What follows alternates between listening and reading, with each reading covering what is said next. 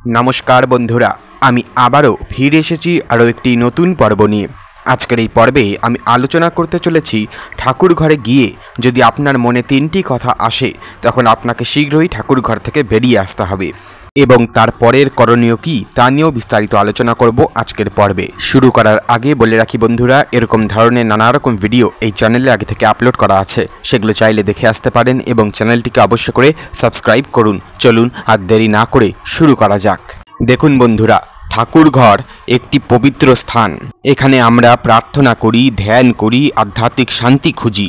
কিন্তু কখনো কখনো আমরা ঠাকুর ঘরে গিয়ে বা পুজো করতে গিয়ে এমন কিছু ভাবি বা বলে ফেলি যা আমাদের আধ্যাত্মিক সাধনাকে বাধাগ্রস্ত করতে পারে। কৃষ্ণের শিক্ষা অনুসারে ঠাকুর ঘরে গিয়ে যদি এই তিনটি কথা মনে আসে তাহলে তাড়াতাড়ি সেখান থেকে বেরিয়ে আসা উচিত। কেন বেরিয়ে আসা উচিত? কি কথা? প্রথম কথা হলো অহংকার। যদি ঠাকুর ঘরে গিয়ে আপনি নিজেকে অন্যদের চেয়ে উত্তম মনে করেন বা আপনার নিজের সৎকর্মের গর্ব করেন তাহলে আপনি অহংকারের জালে আটকে পড়েছেন। অহংকার আধ্যাত্মিক সাধনার সবচেয়ে বড় শত্রু। শ্রীকৃষ্ণ বলেন যে ব্যক্তি অহংকারী সে কখনোই আমার কাছে আসতে পারে না। দ্বিতীয়ত, অন্যের প্রতি ঘৃণা। যদি আপনার মনে অন্য কোনো ব্যক্তি পশুর প্রতি ঘৃণা বা বিদ্বেষ থাকে এবং সেই ভাব নিয়েই আপনি যদি ঠাকুর ঘরে প্রবেশ করেন বা পুজো করতে যান তাহলে আপনার প্রার্থনা ব্যর্থ হবে। শ্রীকৃষ্ণ বলেন যে ব্যক্তি অন্যের প্রতি ঘৃণা করে সে কখনোই আমার কাছে আসতে পারে না। তৃতীয়ত, লোভ। যদি আপনি ঠাকুর ঘরে গিয়ে কোনো ধরনের ভৌতিক সুখ বা সম্পত্তির জন্য প্রার্থনা করেন তাহলে আপনি লোভের বশবর্তী হয়ে পড়েছেন। লোভ আধ্যাত্মিক উন্নতির অন্তরায়। কৃষ্ণ বলেন যে ব্যক্তি লোভী সে কখনোই আমার কাছে আসতে পারে না। কারণ মনে রাখবেন, যদি আপনি ঈশ্বরকে বস্তুগত জিনিসের জন্য পুজো করেন তবে আপনি ঈশ্বরকে কোনোদিনও পাবেন না বা ঈশ্বরের সান্নিধ্যে আপনি আসতে ব্যর্থ হবেন। তবে আপনার কি করা উচিত? আমরা তো মানুষ, আমাদের তো নানা ধরনের চিন্তায় নানা ধরনের কিছু আসতেই পারে। তাহলে আমাদের কি করণীয়? প্রথমত, মনকে শুদ্ধ করুন। ঠাকুর ঘরে যাওয়ার আগে নিজের মনকে শুদ্ধ করুন। সকল প্রকার নেতিবাচক ভাবনা থেকে মুক্ত হয়ে নির্মল মনে প্রার্থনা করুন। সেবা করুন, অন্যদের সেবা করুন। সেবা করার মাধ্যমে আপনার মনও যেমন শুদ্ধ হবে, আধ্যাত্মিক উন্নতিও যেমন হবে, তেমন আপনি অন্যকে সেবা করার মাধ্যমে ঈশ্বরকেও সেবা করতে পারবেন। তৃতীয়ত, জ্ঞান অর্জন করুন। ভগবদ্গীতা, উপনিষদ ইত্যাদি শাস্ত্র অধ্যয়ন করতে পারেন। জ্ঞান অর্জন করার মাধ্যমে আপনি আধ্যাত্মিক জীবনের গভীর অর্থ বুঝতে পারবেন। সত্যবাদী হন। সত্যবাদী হওয়া আধ্যাত্মিক সাধনার একটি গুরুত্বপূর্ণ অঙ্গ। সত্যবাদী ব্যক্তি আধ্যাত্মিক উন্নতি করতে পারে। আপনি সবসময় সত্যি কথা বললে তার ফল আপনি নিজেই বুঝতে পারবেন। অন্যকে বোঝানোরও দরকার নেই, আর অন্যরা বুঝতেও পারবে না। আর এই যে কথাগুলো বললাম, যে চিন্তা ভাবনা আমাদের করা উচিত নয়, সেগুলো শুধু ঠাকুর ঘরে যাওয়ার সময়ই না, পুজো করার সময়ই না, আমাদের সর্বক্ষণ, আমাদের সারাটা জীবন আমাদের সৎভাবে বাঁচা উচিত। কারণ আমরা মানুষ, আর তাই আমাদের মধ্যে মনুষ্যত্ব দরকার। আবার বলি, আমরা মানুষ, আমাদের মধ্যে মনুষ্যত্ব দরকার। ঠাকুর ঘর ভক্তির অভয়ারণ্য না অহংকারের প্রদর্শনশালা? আমরা প্রায়ই ঠাকুর ঘরকে ভক্তির এক নির্মল অভয়ারণ্য হিসেবে দেখি, কিন্তু বাস্তবতা কি সত্যিই তাই? অনেকেই ঠাকুর ঘরে গিয়ে নিজের আধ্যাত্মিক উন্নতির বদলে নিজেরই প্রশংসা করতে ব্যস্ত থাকেন, এমনকি অন্যদের তুলনায় নিজেকে উন্নত মনে করতে গর্বিত করেন। কিন্তু কৃষ্ণের শিক্ষা অনুযায়ী অহংকার আধ্যাত্মিক পথের সবচেয়ে বড় শত্রু এবং তা আপনাকে বাধাগ্রস্ত করবে আপনার আধ্যাত্মিক উন্নতিতে। অন্যের প্রতি দয়া না ঘৃণা? ঠাকুর ঘর শান্তির স্থান, কিন্তু কতবার আমরা এমন দেখি যে কেউ ঠাকুর ঘরে গিয়েও নিজের মনে অন্যের প্রতি ঘৃণা বা বিদ্বেষ নিয়ে প্রবেশ করে। এমন মানসিক অবস্থায় করা প্রার্থনা কি সত্যিই ঠাকুরের অবধি পৌঁছায়? কৃষ্ণের দৃষ্টিতে ঘৃণা হলো আত্মার কলঙ্ক। তিনি চান তার ভক্তেরা সকলের প্রতি দয়া ও করুণা দেখাক, কারণ সকলেই ঈশ্বরের সন্তান। লোভের বশবর্তী না ভক্তির পথিক?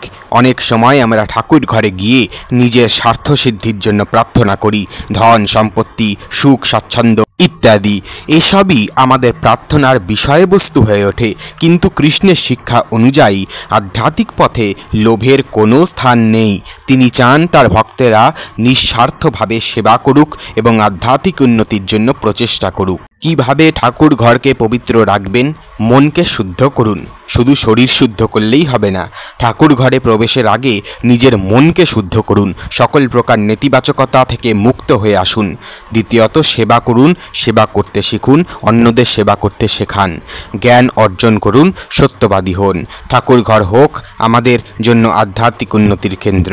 অহংকার, ঘৃণা, লোভকে দূরে রেখে ভক্তি, দয়া, জ্ঞান এবং সত্যতার পথে ধীরে ধীরে এগিয়ে চলুন। ঠাকুর ঘর ভক্তির আশ্রম না বিভ্রান্তির জাল? আমরা প্রায়ই ঠাকুর ঘরকে শান্তির অভয়ারণ্য হিসেবে দেখি, কিন্তু অনেক সময় এটি বিভ্রান্তির জালে পরিণত হয়। আমরা প্রশ্ন করি, কেন আমার প্রার্থনা শুনছেন না ঠাকুর? কেন আমার জীবনে এত কষ্ট? আমি কি সত্যি ভক্তি করতে পারছি? এই প্রশ্নগুলো আমাদের আধ্যাত্মিক পথে বিভ্রান্ত করে। কিন্তু কৃষ্ণ বলেন, ভক্তি করো, ফলের চিন্তা করো না, ফলের আশা করো না। ভক্তির আসল রূপ, ভক্তি হলো নিঃস্বার্থ ভালোবাসা। এটি কোনো কিছুর আশা বা ভয় থেকে মুক্ত। যখন আমরা ঠাকুরকে সত্যিকারের অর্থে ভালোবাসি, তখন ফলের প্রত্যাশা নিজে থেকেই কমে যায়। আমরা তাকে খুশি করার জন্যই কাজ করি। বিভ্রান্তি দূর করার উপায়, শাস্ত্র অধ্যয়ন করুন। ধর্মগ্রন্থ পড়ার মাধ্যমে আমরা ভক্তির সঠিক ধারণা পাই। সৎসঙ্গ বেছে নিন এবং সৎসঙ্গে থাকুন। গুরুর স্মরণ, একজন আধ্যাত্মিক গুরু আমাদের পথ দেখিয়ে দেন, তার স্মরণ নেওয়া আমাদের জন্য গুরুত্বপূর্ণ। নিজের ওপর বিশ্বাস, নিজের আন্তরিকতার ওপর বিশ্বাস রাখা খুব জরুরি। ঠাকুর ঘর আধ্যাত্মিক পরিবর্তনের স্থান। ঠাকুর ঘর শুধু প্রার্থনার জায়গাই নয়, এটি আমাদের আত্মপরিবর্তনের কারখানা। যখন আমরা নিজেকে পরিবর্তন করতে প্রতিজ্ঞাবদ্ধ হই, তখনই ঠাকুর ঘর তার সত্যিকারের কাজ করে। ঠাকুর ঘর আমাদের আধ্যাত্মিক যাত্রার জন্য খুব গুরুত্বপূর্ণ। এখানে আমরা নিজেকে খুঁজে পাই, পরিবর্তন করতে পারি, পরমাত্মার সাথে যোগাযোগ স্থাপন করি। বিভ্রান্তি, অসন্তুষ্টি দূরে রেখে নিঃস্বার্থ ভক্তির পথে অগ্রসর হওয়া আমাদের লক্ষ্য হওয়া উচিত। ঠাকুর ঘর আধ্যাত্মিক স্বাধীনতার পথ। ঠাকুর ঘর শুধু একটি স্থান নয়, এটি আত্মিক স্বাধীনতার একটি পথ। এখানে আমরা নিজেকে খুঁজে পাই, নিজের সীমাবদ্ধতা অতিক্রম করি এবং অসীমের সাথে যোগাযোগ স্থাপন করি। কিন্তু এই পথ সহজ নয়, অনেক বাধা, প্রলোভন আসবে। কিভাবে আধ্যাত্মিক স্বাধীনতা অর্জন করবেন? নিজের ওপর বিশ্বাস রাখুন। আপনি যা করছেন তা সঠিক পথেই করছেন, কারণ তা আপনাকে ঈশ্বর করাচ্ছেন। দ্বিতীয়ত, সমর্পণ। নিজেকে সম্পূর্ণভাবে ঠাকুরের হাতে তুলে দিন। সব কিছু তার ইচ্ছায় হতে দিন, সব ভালো হবে। সেবা, অন্যদের সেবা করুন। সেবা মানুষকে বিনয়ী করে তোলে এবং আধ্যাত্মিক উন্নতির পথ প্রস্তুত করে। ধৈর্য, আধ্যাত্মিক পথে ধীরে ধীরে অগ্রসর হওয়া যায়। ধৈর্য ধরুন, ধৈর্য খুব গুরুত্বপূর্ণ। ঠাকুর ঘর জীবনের সার্থকতা। ঠাকুর ঘর জীবনের সার্থকতার রহস্য ধারণ করে। যখন আমরা আধ্যাত্মিক উন্নতির পথে অগ্রসর হই, তখন জীবনে নতুন অর্থ পায়। সুখ দুঃখের মধ্যেও আমরা শান্তি খুঁজে পাই। ঠাকুর ঘর হলো আমাদের আত্মিক গন্তব্য।